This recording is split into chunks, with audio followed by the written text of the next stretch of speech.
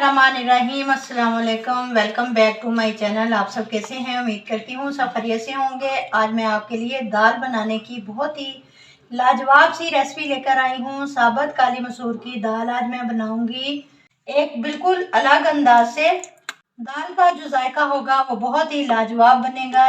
इसके आगे आप महंगे महंगे रेस्टोरेंट की दाल भी खाना भूल जाएंगे। बहुत ही ज़बरदस्त ये दाल बनकर तैयार होगी इंशाल्लाह ताला।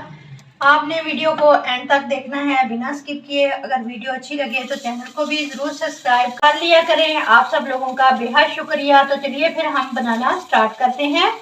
आप देख सकते हैं 1 पाव यानी 250 ग्राम साबुत मसूर की दाल मैंने ली है। काली मसूर की दाल भी इसे कहते हैं, खड़े मसूर की दाल भी इसको कहा जाता है, मसूर की छिलके वाली दाल भी बोला जाता है।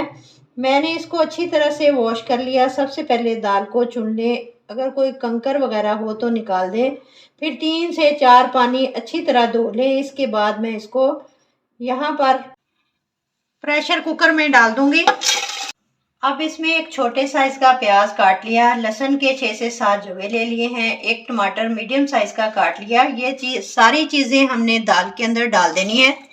फिर इसमें 1 टीस्पून नमक या फिर हस्बे जायका डाल दें।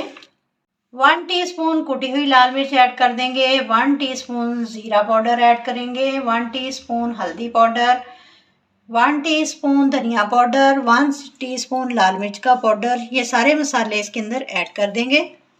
अब इसमें 1 टेबलस्पून कुकिंग ऑयल का ऐड करेंगे।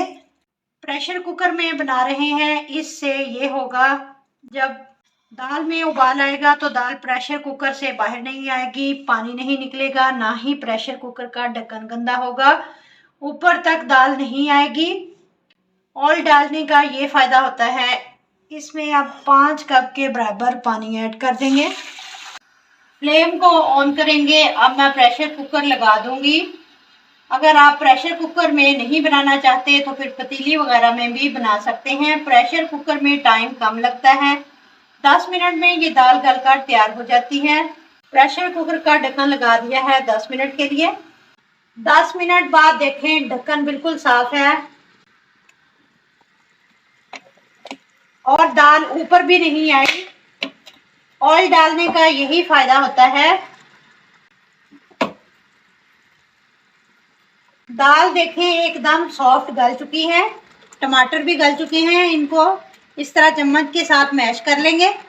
माशाल्लाह देखें दाल हमारी बेहतरीन सी गल चुकी है। थिकनेस भी आप इसकी देख सकते हैं।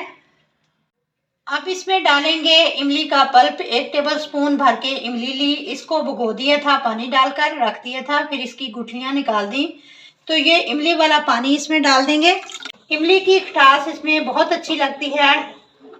टमाटर मैंने सिर्फ 1 ही डाला था, बाकी इमली डाल ली। अब इसके लिए एक स्पेशल तड़का तैयार करेंगे। एक पैन लेंगे और इसमें 1/2 कप ऑयल का डाल देंगे या फिर हस्बे ज़रूरत आप ऑयल डाल दें। एक छोटी प्याज बारीक काट कर ऐड कर देंगे इसके अंदर। लहसुन के जवे हैं 2 से 3, इनको बारीक काट कर ऐड कर देंगे। 1 इंच अदरक का टुकड़ा लिया, इसको बारीक काट कर ये भी ऐड कर देंगे। 4 से 5 अदद सूखी लाल मिर्ची ऐड कर देंगे। करेंगे 1 चम्मच साबुत सफ़ेद जीरा ऐड कर देंगे। तड़का हमारा तैयार है। अब इसको दाल के अंदर डाल देंगे। बहुत ही खुशबूदार हमारा तड़का तैयार हुआ था।